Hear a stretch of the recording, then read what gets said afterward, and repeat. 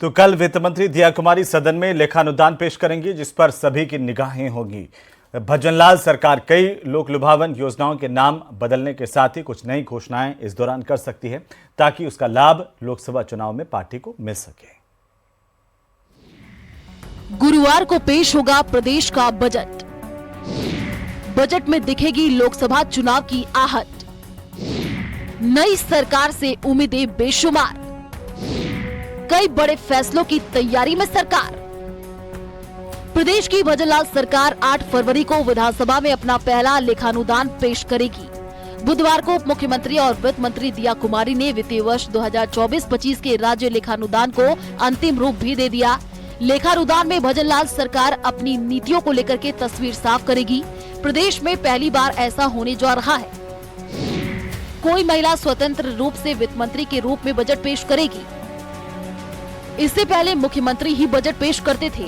वर्ष 2003 से 2023 तक 2 बार मुख्यमंत्री के रूप में वसुंधरा राजे और 2 बार ही अशोक गहलोत ने वित्त मंत्री के तौर पर बजट पेश किया।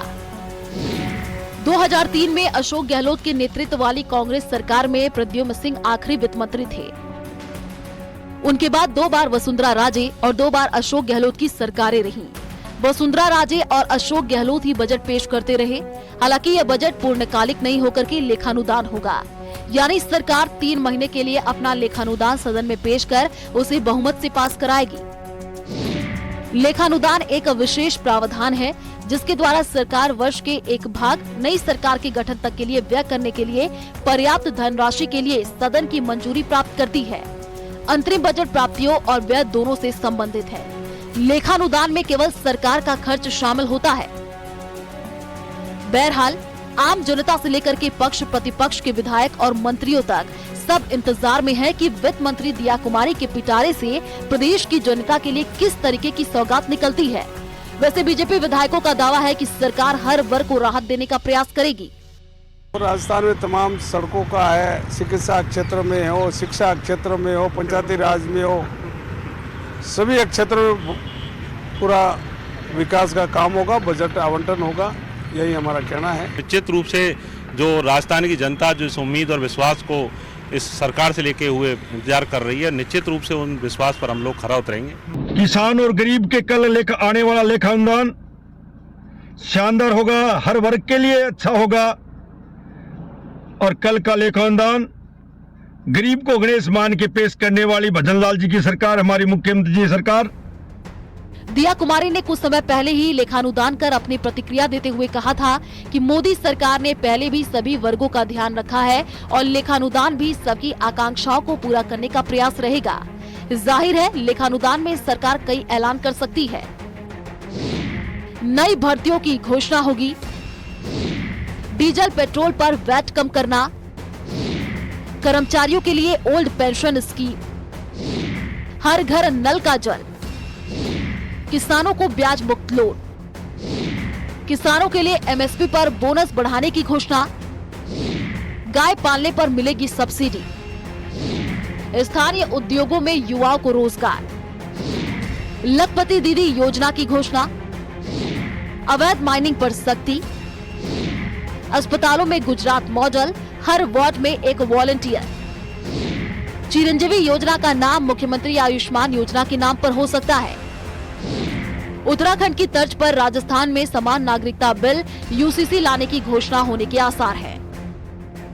आपको बताते चले कि विपक्ष सरकार पर पेट्रोल डीजल की दरों पर वैट घटाने और नई भर्तियों के ऐलान को लेकर हमलावर है। सरकार ने चुनावी समय जो वादे किए, उन वादों को निभाना पड़ेगा। आम जनता को राहत देनी पड़ेगी। पेट्रोल और डीजल पे जो वेट लग रहा है, अनेक प्रकार की जो विसंगतियां, उन विसंगतियों को कल इनको दूर करना पड़ेगा। डीजल और पेट्रोल में राजस्थान में वेट सबसे ज़्यादा है।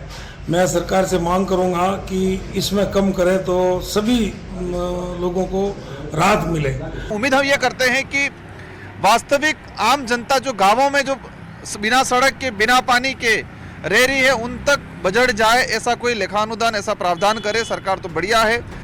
बहरहाल नई सरकार से उम्मीदें बेशुमार हैं। सरकार लेखानुदान की घोषणाओं की बदौलत लोकसभा चुनाव में पूरी की पूरी 25 सीटें जीतने की तरफ कदम बढ़ाने की कोशिश करेगी।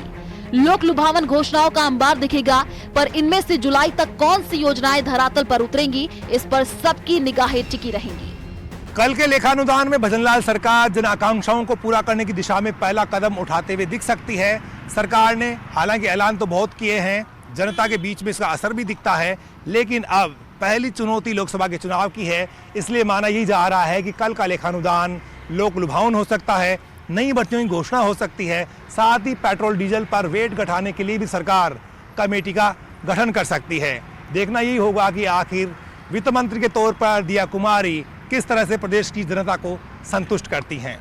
कैमरा पर्सन अविनाश के साथ बाबूलाल धायल, न्यूज़ 18 जयपुर। तो वहीं संयुक्त अरब अमीरात की राजधानी अबू धाबी में विशाल हिंदू मंदिर बनकर के तैयार हो गया है। बीएपीएस स्वामी नारायण संस्था के आध्यात्मिक गुरु महंत स्वामी महाराज अबू धाबी पहुंचे, जहां पर उनका जोरदार स्वागत किया गया। 14 फरवरी को इस मंदिर का उद्घाटन किया जाएगा।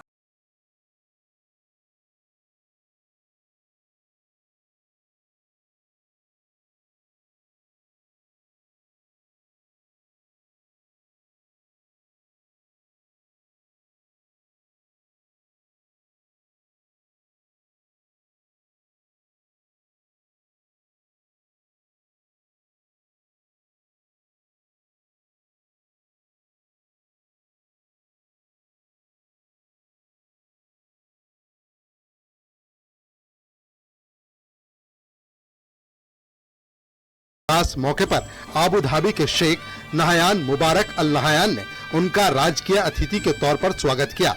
शेख नहयान ने महंत स्वामी महाराज का स्वागत करते हुए कहा, मुझे आपके आशीर्वाद की अनुभूति हो रही है। हमारे देश में आपकी मौजूदगी से हम धन्य हैं। इसके जवाब में महंत स्वामी महाराज ने कहा, हम आपके प्यार और सम्मान से अभिभूत हैं। हिंदू मंदिर का निर्माण बीएपीएस संस्था करवा रही है। अबू धाबी का ये भव्य मंदिर भारत और संयुक्त अरब अमीरात के बीच दोस्ती, सांस्कृतिक सद्भाव और सहयोग की भावना का प्रतीक है। साल 2015 में अबू धाबी के क्राउन प्रिंस और यूएई के शेख मोहम्मद बिन जायद नहयान ने मंदिर निर्माण के लिए 13.5 एकड़ जमीन उपहार में दी थी। उसके बाद जनवरी 2019 में 13.5 एकड़ भूमि और आवंटित की गई, जिसके बाद कुल 27 एकड़ भूमि मंदिर को भेंट की गई। पीएम मोदी 14 फरवरी को अबू धाबी में हिंदू मंदिर की प्राण प्रतिष्ठा समारोह में शिरकत करेंगे। गौरतलब है, अबू धाबी का ये मंदिर पारंपरिक हिंदू वास्तुकला शैली में पहला पाषाण मंदिर होने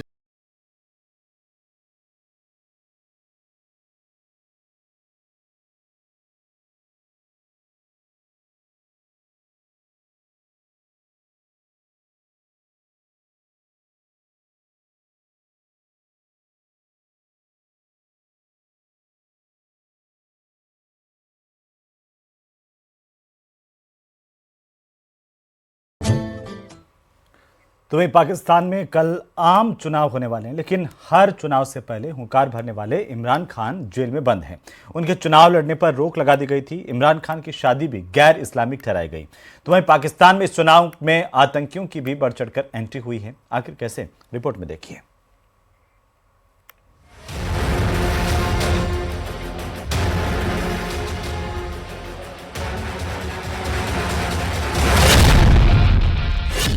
पाकिस्तान में लोकतंत्र तो कभी रहा ही नहीं। वहां सेना के बिना हुक्मरान एक कदम आगे नहीं बढ़ते। लेकिन अपने प्रधानमंत्री रहने के दौरान इमरान खान ने सेना से पंगा ले लिया, जिससे वो फिलहाल तो हाशिए पर चले गए हैं। एक के बाद एक कई केसों में उन्हें सजा सुनाई जा रही है और वो इस वक्त जेल में बंद हैं। चुनाव आयोग ने उन्हें पहले ही चुनाव लड़ने से अयोग्य घोषित कर दिया था। पिछले हफ्ते इमरान को साइफर केस में 10 साल की सजा सुनाई गई। अगले ही दिन तोशाखाना मामले में 14 साल की सजा सुनाई गई। इमरान की मुसीबत यही कम नहीं हुई है। वर्तमान में वो बुशरा बेगम के शौहर हैं। अदालत ने इन दोनों की शादी को भी अवैध घोषित कर दिया। मामले को खुद बुशरा के पूर्व पति खावर फरीद अदालत की चौखट तक लेकर गए थे। उनका कहना था कि जब इमरान खान और बुशरा की शादी हुई थी, तब बुशरा का इद्दत का समय चल रहा था, लेकिन दोनों ने इस बात को दरकिनार करते हुए शादी कर ली। इद्दत के वक्त शादी करना पाकिस्तान में अपराध माना जाता है, जो पाकिस्तान पीनल कोड की धारा 496 के तहत जुर्म की श्रेणी में आता है। आखिर इद्दत क्या होता है, अब ये समझिए। इद्दत का मतलब इंतजार से है। जब किसी महिला के पति की मौत हो जाए या फिर वो अपने पति से अलग हो जाए। इस दौरान महिला एक निश्चित वक्त तक दूसरी शादी नहीं कर सकती।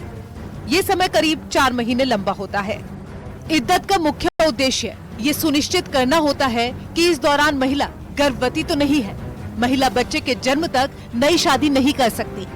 बुशरा के पूर्व पति खावर फरीद ने कोर्ट में याचिका लगाई थी। उनके मुताबिक बुशरा ने सितंबर 2017 में उन्हें तलाक दिया और इद्दत का समय पूरा किए बिना ही इमरान से शादी कर ली। अदालत ने जांच के दौरान आरोप सही पाते हुए इमरान और बुशरा दोनों को ही 7 सालों की कैद और जुर्माना भी लगाया। उत्तराखंड में लाए जा रहे यूसीसी में भी इद्दत का जिक्र है, जिसकी गैर कानूनी होने का प्रावधान है। वहीं पाकिस्तान में आम चुनाव की बात करें तो नेशनल असेंबली की 266 सीटों के लिए वोटिंग होनी है। पिछले चुनाव में इमरान खान 5 सीटों से खड़े हुए थे और सभी पर जीते थे, लेकिन इस बार वो सलाखों के पीछे हैं। उनकी पार्टी का सिंबल भी फ्रीज किया गया है, जिससे इमरान की पार्टी के कई नेता निर्दलीय चुनाव लड़ रहे हैं।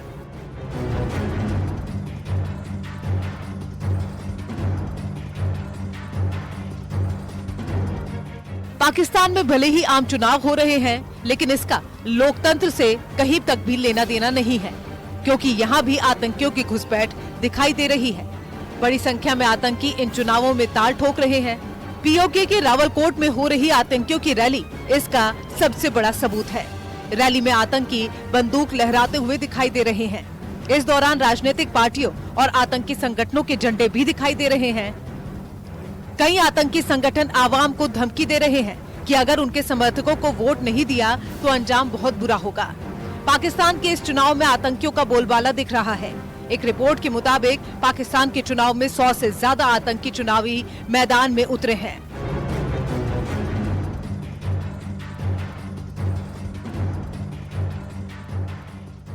और वो किसी भी हालत में चुनाव जीतना चाहते हैं, जिससे पाकिस्तान के विस्फोटक हालातों का अंदाजा लगाया जा सकता है। Bureau report, news 18।